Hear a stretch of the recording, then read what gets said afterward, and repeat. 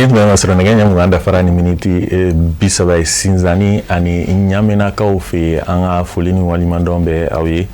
aw minnu bɛ lajɛli la walasa kunnafoniw bɛ sɔrɔ Mali kunkan ani diɲɛ fan wɛrɛw kunkan ani a tuma seli faraɲɔgɔnkan jɛkulu min bɛ wele association sabati so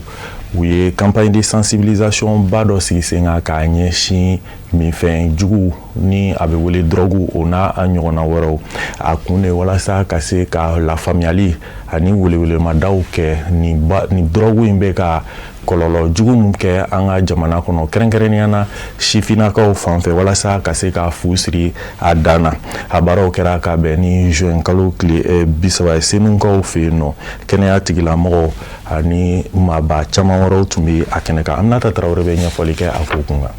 Ni sigi min ɲɛnamayalen filɛ ne fara ɲɔgɔn kan jɛkulu fɛ n'a bɛ f'u ma association sabati so o kun tɛ dɔwɛrɛ ye ka se ka na maaw ladɔnniya ka faamuyali d'u ma ɲɛnaminimafɛn tal'u la a kɔlɔlɔw bun adamaden ka ɲɛnamaya la duw kɔnɔ sigidaw la fo ka taa se jamana yɛrɛ ma min baaraw bɛɛ kɛra tile 3 kɔnɔna na yɔrɔ 3 la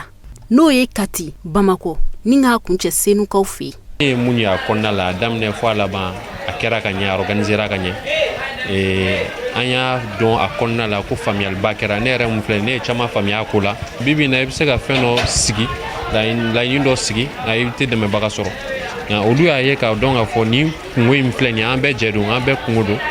donc u wulila k'u jɔ n'u senu namayira ye k'o yira n na walasa nin ko in ka se ka sigi sen kan ladilikan don a ka bon nka nafa b'a la an y'a ye tiɲɛ na an ni sɔrɔdasiw bɛ baara la an ni mɔgɔ caman bɛ baara la ko tiɲɛ na an k'a daminɛ Kati ka na Bamako kɔnɔ o ni Senu n'i y'a ta k'a lajɛ an yɛrɛ bɛ Bamako an bɛ se ka bɔ ka taa baara kɛ yɔrɔ wɛrɛ nka Bamako kɔnɔna la Kati ni Senu fana ka sɔrɔ an na n'an ye baara kɛ olu 3 kɔnɔna la ka ca Ala fɛ an ka résultat an bɛ se ka fɛn ɲɛnama sɔrɔ a la kɔfɛ an b'o ta sisan ka lajɛ n'an bɛ se ka taa kɛ yɔrɔ wɛrɛ an bɛ baara kɛ o taabolo la. Maaba minnu tun bɛ kɛnɛ kan u ye foli kɛrɛnkɛrɛnnen kɛ ka ɲɛsin association sabati so maaw ma ni hakilina ɲuman in tali la ka ɲɛsin sifinw ma walasa cogoya min na u bɛ se ka kunnafoni sɔrɔ ladilikanw fo ka taa se joli sɛgɛsɛgɛw ma n'o ye dépistage ye ɲɛnaminimafɛn tal'u la ani ka kunnafoni d'u ma somɔgɔ saba bɛ sɔrɔ min na ko bari olu de ka ɲɛnaminifɛn tali ka ca an ka jamana kɔnɔ. An bɛɛ y'a ye drogue ka effet min bɛ se ka effet bɛ se ka min kɛ adamaden kan i ka ko banna quoi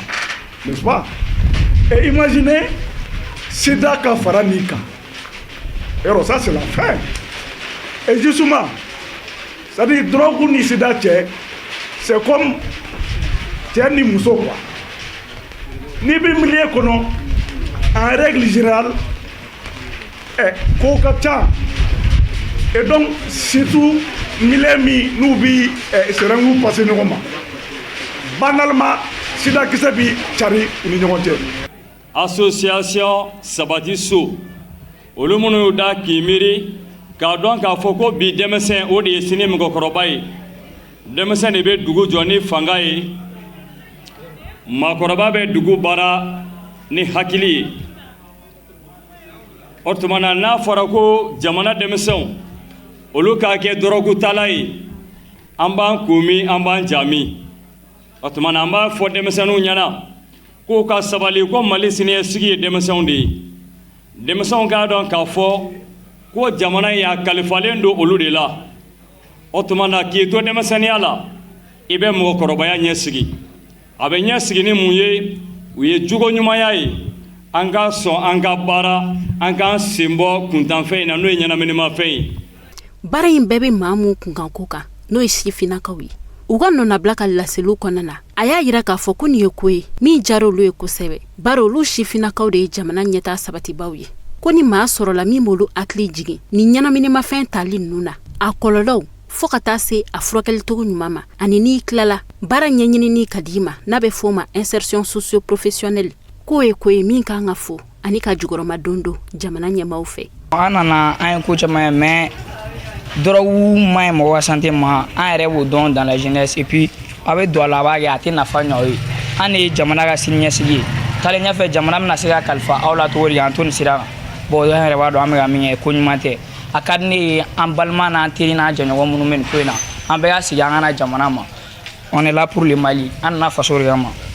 An b'aw ladɔnniya k'a fɔ ko nin sigi in kɔnɔna na ɲɔgɔlɔnbɔ kɛra ka yira maaw la ɲɛnaminimafɛn tali kɔlɔlɔw la farikolo sɛgɛsɛgɛw n'a bɛ fɔ o ma nansarakan na dépistage fo ka taa se seko ni dɔnko tigilamaw ma o de kɛra ka ni sigi in kuncɛ min ɲɛnamayara association sabatiso maaw fɛ. Journée internationale de don de sang n'o ye don kɛrɛnkɛrɛnnen diɲɛ fan 14 kɔnɔna la joli di okumu kɔnɔna la kucalakaw ma to kɔ u ye don in ɲɛnamaya ni joli diba ye u ye mun sigi u ka fɛrɛba kan maaw bɔra i b'a fɔ kɔnɔkun kanu u joliw di walasa a ka se ka kɛ nafa ye maa wɛrɛw ma a kɛnɛ kan sigida ɲɛmaw ka taa bila kɛnɛya tigilamaw société civile maaba caman wɛrɛw fana tun bɛ a kɛnɛ kan Samayira Sanogo bɛ ɲɛfɔli kɛ a ko kunkan. Depuis sɔgɔmada waati kun fɔlɔ maaw ye o kun da tribune da kan minnu cɛla sifinakaw an balakaw sigida ɲɛmaw o ni o ɲɔgɔn caman walasa ka taa kolabɛɛbaw ka wele jaabi ka sangani nin don kɛrɛnkɛrɛnnen ye min bɛ ɲɛnamaya diɲɛ selekɛnani fɛ san o san ka ɲɛsin joli di baaraw ma a baaraw masiri la ni kuma falenfalen ye maaw ni ɲɔgɔn cɛ minnu bɛɛ lajɛlen ye waleɲuman dɔ kɔrɔfɔ ta ka ɲɛsin baara labɛnbaw ma ka sangani wulikajɔ min bɛ kɛ o fɛ ka tɛmɛ joli dilen ye kuma bɛɛ o min jɔra ka bon kosɛbɛ guna adamadenw ni tangani ani a kisili la. Tɔnɔ fila a bɛ se ka sɔrɔ sɛfan kelen na maa min bɛ joli di ja a ka fisa o tigi fana ma an bolo de kalama sisan ko n'i ye joli di kɔlɔlɔ foyi t'a la e yɛrɛ kan o y'a fɔlɔ ye a filanan ko n'i ye joli di a bɛ kɛ sababu ye k'e yɛrɛ ka joli régulariser parce que an b'a dɔn fɛn o fɛn bɛ yen n'a dama tɛmɛna o y'a damana kɔlɔlɔ ye bi an y'a jateminɛ crise ka ca i n'a fɔ crise cardiaque k'a bɛ kɛ sababu ye ka ninnu bɛɛ lajɛlen régulariser joli dilen kɔfɛ tuguni ko joli di sen fɛ a bɛ kɛ sababu ye i yɛrɛ b'i ka état de santé dɔn. K'i joli di o ye keto ye ka ni caman de tanga kucalakaw fɛ mako bɛ jɔ joli la ka caya i n'a fɔ diɲɛ yɔrɔ tɔw hukumu kɔnɔna na joli pɔsi kelen dilen jigiyaw don ka ɲɛsin banabaatɔw ni o somɔgɔw caman ma. N'a fɔra ko ɲɔgɔn dɛmɛ n'a fɔra ko ɲɛtaga kucala cɛsirilen don la kosɛbɛ an b'a dɔn k'a fɔ kucala ye joli marayɔrɔ filanan de ye Mali kɔnɔ ni Bamakɔ bɔra ye k'o fɔ an ka ɲɛmɔgɔw ye u ka sigi ni o ye k'o fɛnɛ dɔw wa k'o tɛgɛ kɔrɔta ni o ye k'a sababu kɛ faamuyali sɔrɔla joli ko la kucala joli di kucala dugu kɔnɔna dɔrɔn tɛ an ka togoda minnu bɛ yen n'an ka duguba minnu b'an ka dugu la yan n'o ye Pesoba n'o ye Kɔnsigi la ye Molobala Cɛso Cɛrɛ Kuɲana Dɔgɔnaso an ka antenne bɛ nin yɔrɔ ninnu bɛɛ la wa représentant bi yan dugu dɔw sera ka na nka dɔw ma se ka na mɔgɔw bɛ nin yɔrɔ in na u ye joli da a ka ca siɲɛ 20 ye. Kɔrɔfɔw labana ka sinsin ɲɛfɔliw kan walasa ka maaw bɔ kunbana ka sanga ni joli di ye k'a yira k'a fɔ joli dili nafanba de bɛ a la jolidila bolo wa a bɛ kɛ sababu ka maa caman ni fana kisi o hukumu kɔnɔna na a kan ka kɛ kɛwale ye min kan ka yakubaya dɔɔni a dugujɛ walasa maa minnu mako bɛ jɔ a la o ka se ka sɔrɔ ka sɔrɔ ma kɛ ni gɛlɛya ye. A fɔra an ka boloda la pour que joli ka se ka se mɔgɔ ma wagati min na mɔgɔ mago bɛ joli la a kana kɛ jolitigi mago bannen kɔ joli la tuma min na joli sɔrɔla walima tiɲɛni kɛlen kɔ ka ban tuma min na joli sɔrɔla n'i ye jolidi yɛrɛ lajɛ jolidi ye adamadenya ye jolidi ye ɲumanya ye ko maa maa bɛ joli kelen di i ye nin dɔ de sauver i kɛra sababu ye ka dɔ nin kisi a bɛ se ka kɛ e mago t'a la bi i muso mago t'a la bi nka sini i mago bɛ se ka s'a ma i muso mago bɛ se ka s'a ma i den mago bɛ se ka s'a ma joli di an ka fara an boloda la joli di a ti foyi cɛ maa ye a ti bali ka baara kɛ a ti bana s'i ma a ti foyi s'i ma nka a kɔni bɛ se ka fɛn min ye o ye ɲumanya ye e bɛ kɛ sababu ye dɔ t'an bɛ dilan ka bi dɔgɔtɔrɔso la mago bɛ joli la k'o ni kisi. Kucala sifinakaw ma to kɔ nin baara in na o ye o jeniyɔrɔ sɛbɛkɔrɔfin walasa ka se ka lafaamuyali kɛ ka ɲɛsin maaw ma ka nɔfɛtugu joli di a nafa la hukumu kɔnɔna na waleɲuman dɔn jɔnjɔnw taara ka di maaw ma minnu jɔra ka bon kosɛbɛ joli di warakatali ani a baaraw la Kucala ani a marabolo kɔnɔna na nin don ye ɲɛnamayali ye Kucalakaw fɛ a ma dan kuma falefalew ani ɲɔgɔnlɔbɔw dɔrɔn ma a kɛra waati kɛrɛnkɛrɛnnen ye ɲɛfɔliw ka kɛ maaw ye joli di nafa kan ni ka sɔrɔ ka a baara tɔ yakubaya ni joli di baaraw kɛlen ye walasa hali bi joli mako bɛ minnu ye olu ka se ka a sɔrɔ. San 2025 san 2026 kalanbila okumu kɔnɔna la école privée Mamadou Bourama Konare fana ma to kɔ u ye kɛnɛ dɔ sigi sen kan walasa ka se k'u ka écoledenw la nisɔndiya a baaraw kɛra u ka écoleso yɛrɛ la Jalakɔrɔji kɛnɛyaji plateau 2 la maaba caman tun bi a kɛnɛ kan ka fara écoleden somɔgɔw kan Aminata Traoré bɛ ɲɛfɔli kɛ a ko kun kan. Ni walanbila kɛnɛ min sigilen filɛ nin kun tɛ dɔwɛrɛ ye ka se ka n'u ka lakɔlidenw ka sɛbɛnfura d'u ma min b'a sɛbɛntiya k'a fɔ k'u ka san baarakɛtaw kun cɛra. An bɛ hukumu kɔnɔ wulada na o ye école sigili san 2 ɲɛnajɛ de ye an bɛ ɲɛnajɛ la yan nɔ cɛ o kama bi an jɔlen bɛ nin kɛnɛ kan yan nɔ hakilila ye min ye kɛrɛnkɛrɛnnenya na ka école ɲuman jɔ ka di sigida denmisɛnninw ma pour que u ka se ka kalanso ɲuman sɔrɔ u ka se ka kalan ɲuman sɔrɔ. Ni kalan ɲuman sɔrɔla Mali kura ɲɛta bɛ o de la école dali ni san cɛ an bɛ se k'a fɔ a san 2 ye ɲinan ye an bɛ laɲini min kɔ caman bɛ ka sɔrɔ ka ban parce que an ye karamɔgɔ ɲɛnamaw sɔrɔ minnu bɛ kuru ɲɛnama di denmisɛnninw ma jija ka i den don kalan na fɔlɔ ni den donna kalan na n'a ye kalan ɲɛnama sɔrɔ olu de sini jamana tabagaw ye olu de sini jamana jɔlaw ye denmisɛnw fana u kana to denmisɛnninw ka don kokolon na o man d'an ye kosɛbɛ an ka école jɔkun tɛ o ye min bɛ fɔ n bolo ka se école maître ma kɛrɛnkɛrɛnnenya la o ye cɛsiri min bɛ u la halisa u ka dɔ fara u kan n'u ye dɔ fara u kan an ka jamana siniɲɛsigi bɛ o de la. Kɛnɛ in bonya n'a karama tun bɛ maa min bolo o ye folikan kɛrɛnkɛrɛnnen kɛ ka ɲɛsin kalanso in promoteur n'a ka jama ma ka sanga n'u ka kalan dicogo ɲumanw ye u ka ekɔlidenw ma. A nisɔndiya fanga ka bon kosɛbɛ sabula an b'a dɔn k'a fɔ ekɔliso Burama ye mun kɛ nin quartier in kɔnɔ yan nɔ quartier kura de don. Yɔrɔ in ni dugukɔnɔna ka jan kosɛbɛ a ye ŋɔni de bɔ anw sen na en réalité anw écoleden somɔgɔw parce que an denw ye kalan ɲɛnama sɔrɔ u ye éducation ɲɛnama sɔrɔ écoliso in na ka mun témoigner o y'u ka cɛsiri de écoliso mɔgɔw ka cɛsiri école karamɔgɔw ka cɛsiri ani denmisɛnninw yɛrɛ ka cɛsiri kalan sira fɛ parce que an ye fɛn caman ye tulonkɛ dɔrɔn tɛ kalan dɔrɔn tɛ an y'a ye k'a fɔ a fila bɛɛ bɛ ɲɔgɔn accompagner ni écoliso in kɔnɔna na. Donc tulonkɛ in kɛrɛfɛ u yɛrɛ nana ni jeu d'orthographe ni fɛn dɔw ye o ye an da écoliso in na tuguni ka taa fɛ. Hali k'a dan an ɲɛ b'an ka denmisɛnninw la u encadré la cogo min u kalanna cogo min vraiment denmisɛnninw yɛrɛ min yira an na bi tiɲɛ yɛrɛ la a diyara an ye a bonyana an ma i y'a faamu donc maintenant n bɛ duwawu de kɛ école in ala k'a taa ɲɛ yarabi ala ka universitéw bɔ école in na i y'a faamu donc u y'a nisɔndiya yɛrɛ de denmisɛnninw u ye min kɛ u ye min yira an na bi tiɲɛ na a diyara an ye a bonyana an ma tiɲɛ yɛrɛ la. Kalansow ɲɛmayasow ekɔliden somɔgɔw maaba welelenw ni ma fɔ maa si kɔ. Nisɔndiya min bɛ kan a tɛ se ka fɔ ka ban k'a sababu kɛ min bɛ ka kalanko fɔ o bɛ ka jamana ɲɛta de fɔ n'i b'a fɛ k'i ka jamana faga i bɛ kalan faga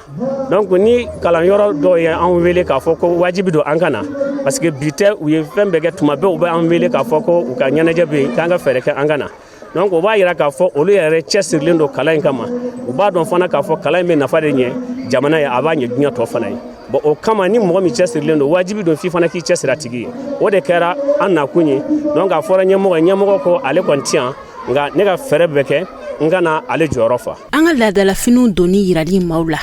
ɲɔgɔlɔnbaw seko ni dɔnko fo ka taa se sɛbɛnfura ninnu dili ma ekɔliden ninnu ma olu de kɛra ka nin kɛnɛ ɲaɲari. Seko ni dɔnko tigilamɔgɔba mun bɛ zigiriko bunakun kan n'a bɛ wele Nuhu Danbele a ye a ka laada dɔ la tile n'o de ye a ka grand public show o tako 5nan a y'o kɛnɛ sigi sen kan Abdul Karim Sakɔ bɛ ɲɛfɔli kɛ a ko kun kan.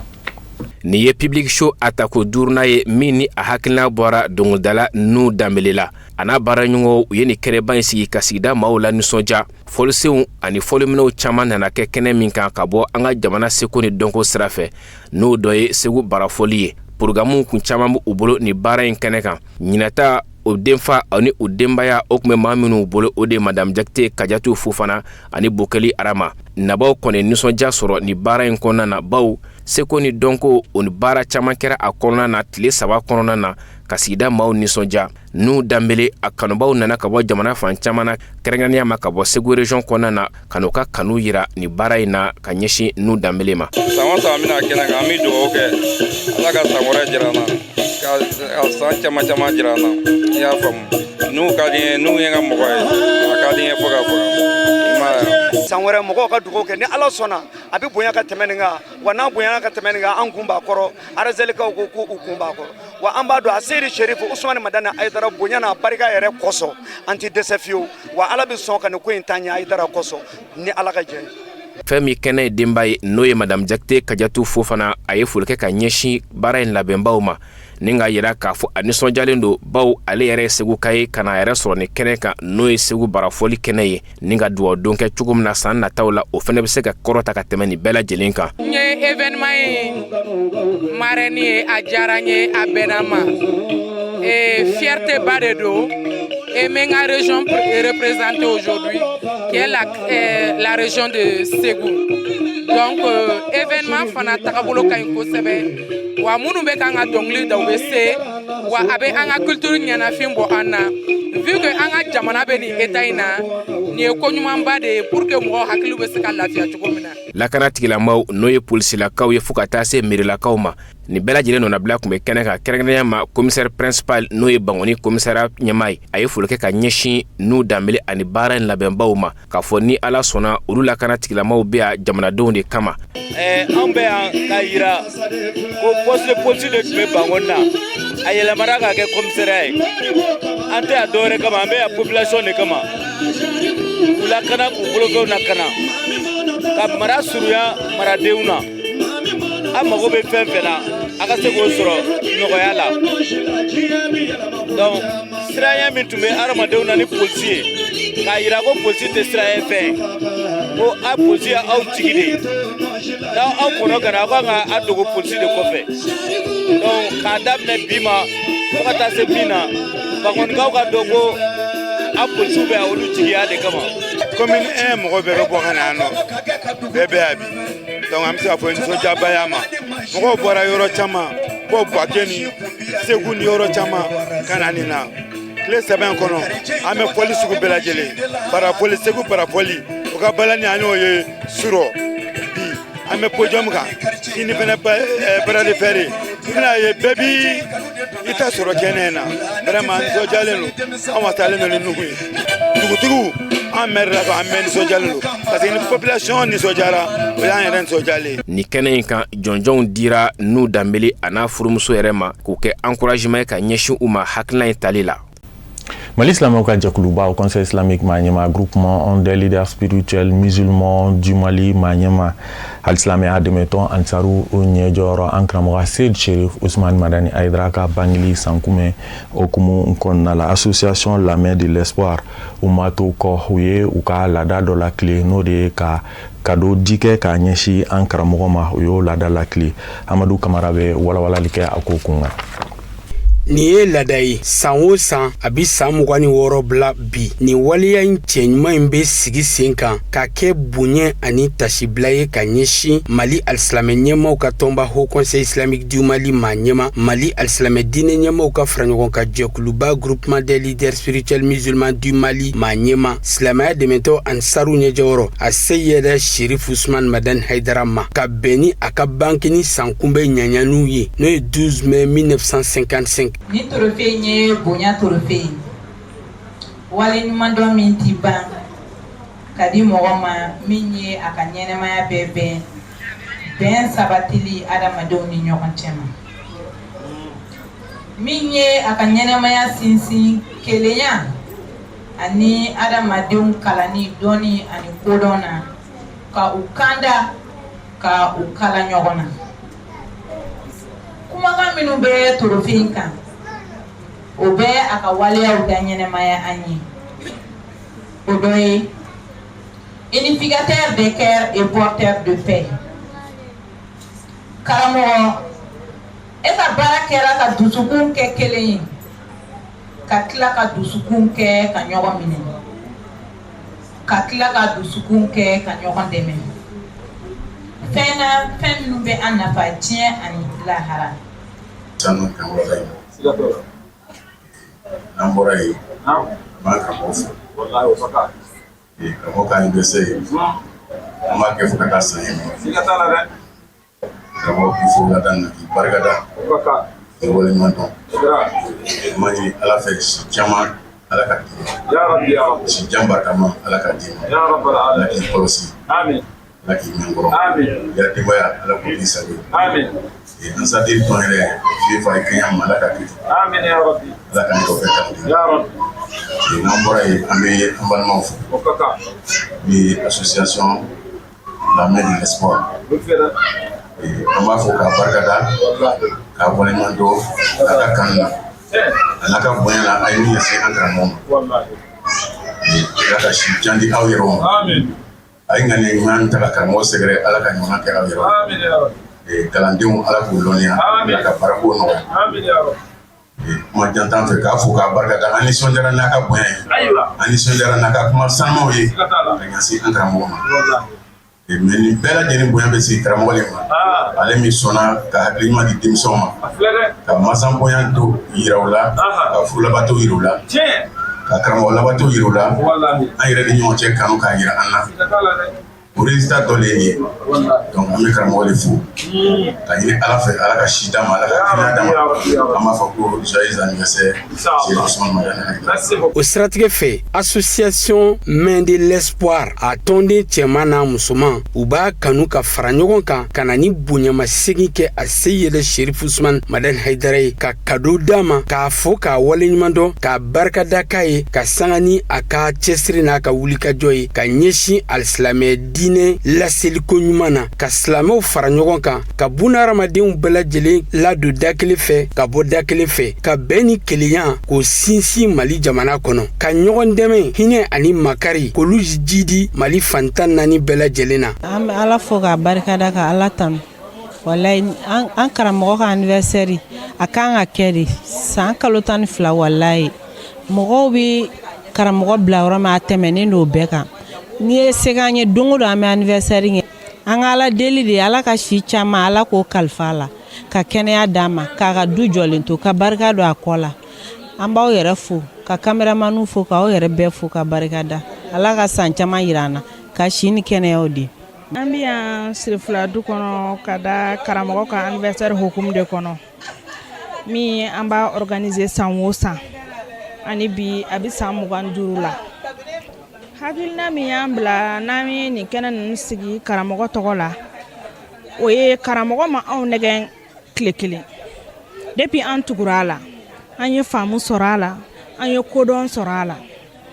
m'a dɔn n'a y'a kɔlɔsi an ye cadeau minnu di cadeau ninnu fɛnɛ bɛɛ dira ka da o yɔrɔ ninnu de kan an ye fini d'a ma barisa a bɛ kuranɛ de kɔnɔ ko ala ye fini jigin adamadenw kan k'u lebu sutura ani k'u pari mais ko fini bɛɛ la ko ala ɲɛsiranya fini k'o de ɲɔgɔn tɛ an muso fɛn o fɛn bi yan aw ɲɛ b'a la an bɛɛ kun birilen don an karamɔgɔ ye sutura fini don an na ka tila ka ala ɲɛsiranya fini don an na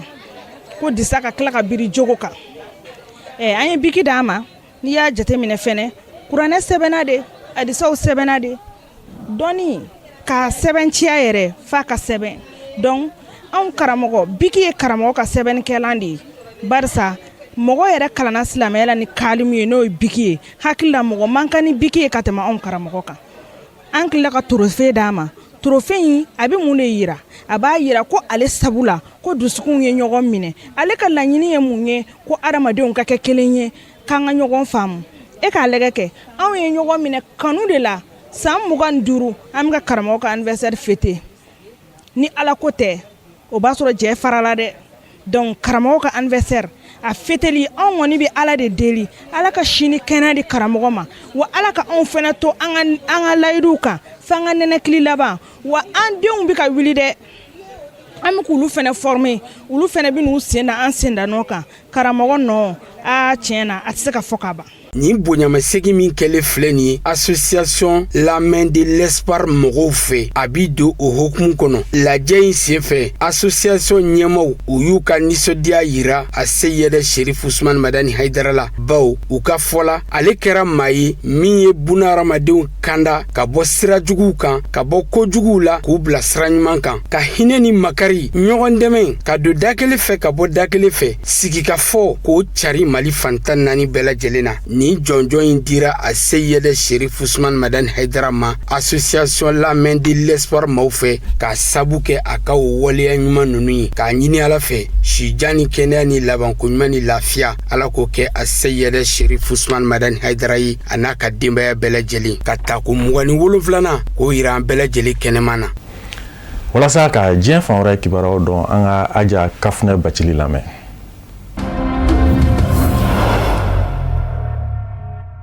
Côte d'Ivoire jamana kono Confédération des États du Sahel tɔnden jamanaw kunkanko kunnafoni na Mali, Burkina ani Niger diɲɛseli naani kiri jalatigɛ soba Cour pénale internationale CPI a ɲɛmayaso ye dantigɛli kɛ ka bɛn arabadon ma min senfɛ a b'a ka hami ni kamanagan ani jɔrɔ jira AES tɔnden jamanaw olu tigɛliko la ka bɔ Cour pénale internationale CPI kɔnɔ Mali, Burkina ani Niger u tun y'a yira k'a fɔ u sen tɛ CPI ko la bilen. CPI ka jɔrɔnanko ka sangani ni jamana saba senbɔliko ye a ka kiiriko binakun kan ko bina kɛ sababu ye ka fiɲɛ bila diɲɛ kiiriko binakun kan. AES tɔnden jamana saba a bɛɛ lajɛlen mara bi sɔrasi fanga kɔnɔ septamburu tɛmɛnen de ye Confédération des États du Sahel AES Mali, Burkina, Niger u muritira k'u yɛrɛ ta ka bɔ CPI tɔn kɔnɔ. CPI ka kiiri jalatigɛ togo bi ka taa taabolo min kan u ma u yɛrɛ ye o kɔnɔ bilen n'a ma ɲɛ k'a fɔ ko in tɛ ka taa u jimisira fɛ bilen. O kuma AES tɔnden jamanaw y'u nin bɔ CPI ko la ko maaw nɔ bɛ ka minɛ togo min k'u kiiri kɛlɛ mankanw ani buna adamadeniya buruja waleyaw la ko a tɛ ka kɛ olu fɛlata ye.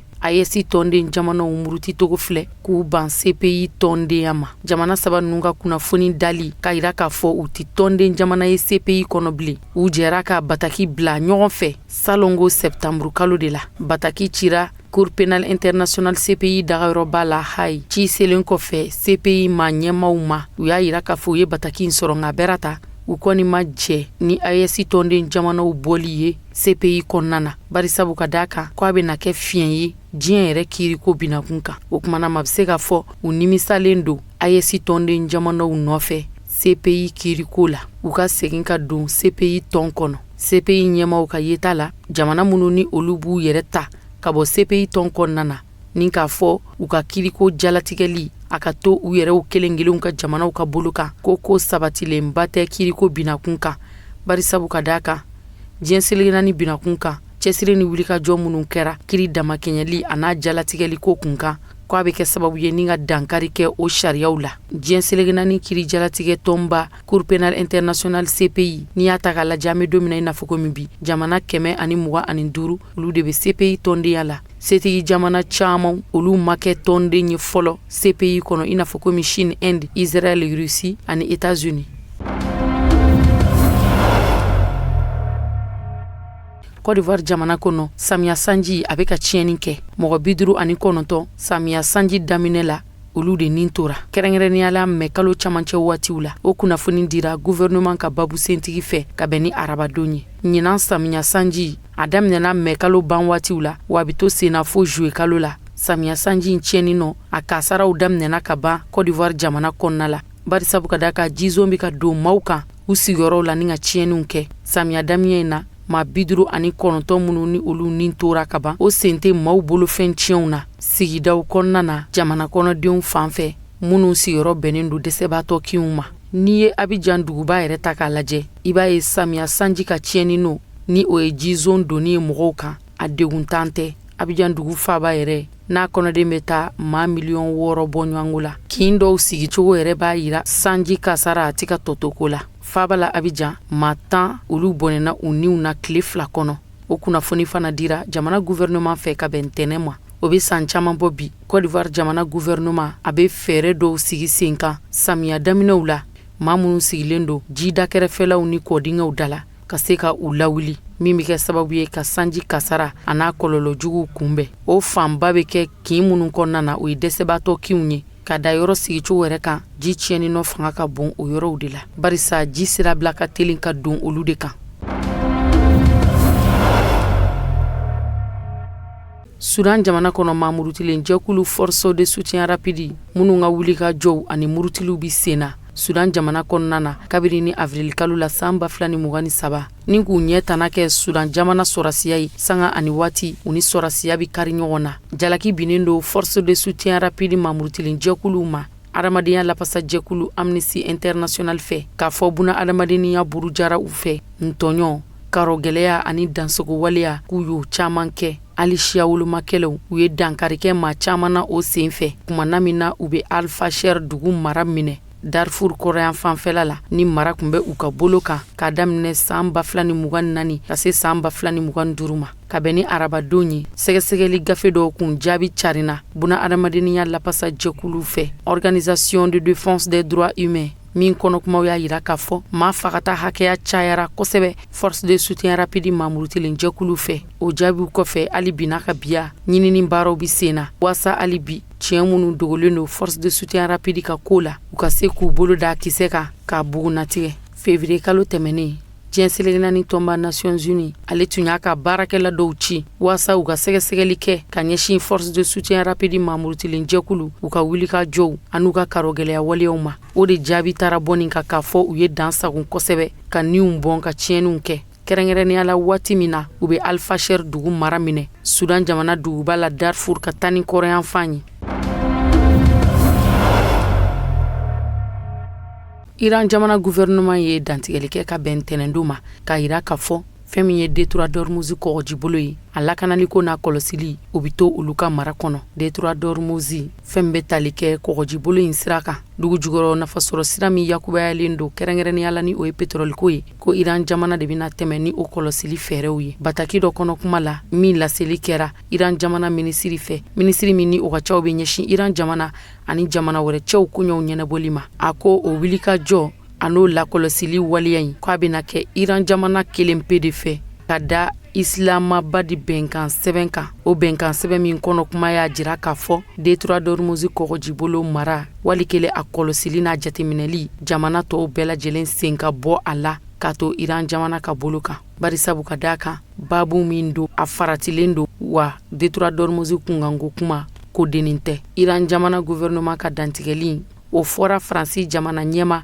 Emmanuel Macron ka kɔrɔfɔw kɔfɛ. Faransi jamana ɲɛma min n'a fana kun solila ka kunnafoni di ka yira k'a fɔ Faransi ani a dɛmɛbaga jɛkulu wɛrɛw i n'a fɔ komi Oman ka fara dɛmɛbaga jɛkulu wɛrɛw kan ka bɔ diɲɛ setigi jamanaw kɔnɔ k'u bɛna jɛ ka baara kɛ ɲɔgɔn fɛ min bɛ kɛ sababu ye ka Detroit d'Ormuz kɔgɔji bolo kɔlɔsiliko ani a babolo sira o lakanani ko kofɔ. O kɔrɔfɔw kun lasera Faransi ani Oman ka sigi dɔ senfɛ min bolodara Faransi jamana kɔnɔna na. O kɔrɔfɔ in mɛnnen de Iran jamana fɛ Iran jamana gouvernement fana bɔra k'i dantigɛ k'a yira k'a fɔ baara in koɲa kɔni bɛ Iran jamana de bolo wa ko Faransi jamana k'a lajɛ nɔgɔya bɛ ɲini kana don ko min na k'a ka nana gɛlɛya wɛrɛ ɲini ka se o ko kɔnɔ bilen ni dalakɔrɔbɔli ani bagabagali waleya ye. Iran jamana minisiri min ni o ka caw bɛ ɲɛsin Iran jamana ani jamana wɛrɛ cɛw kɔɲɔw ɲɛnabɔli kama a ye kangari gwɛlɛn da Detroit d'Ormuz lakanani ko a n'a kɔlɔsili ko bina kun kan k'a yira k'a fɔ i n'a fɔ komi bɛnkan sɛbɛnw y'a yira cogo min Detroit d'Ormuz kɔlɔsili ko ka to Iran jamana bolo. A ko o kɔfɛ maa o maa n'i nana k'i bɛ n'i yɛrɛ pan k'i bila baara in kɔnɔna na ko ni min bɔra la o kɔfɛ k'a jɛya bɛɛ lajɛlen a tɛna dogo.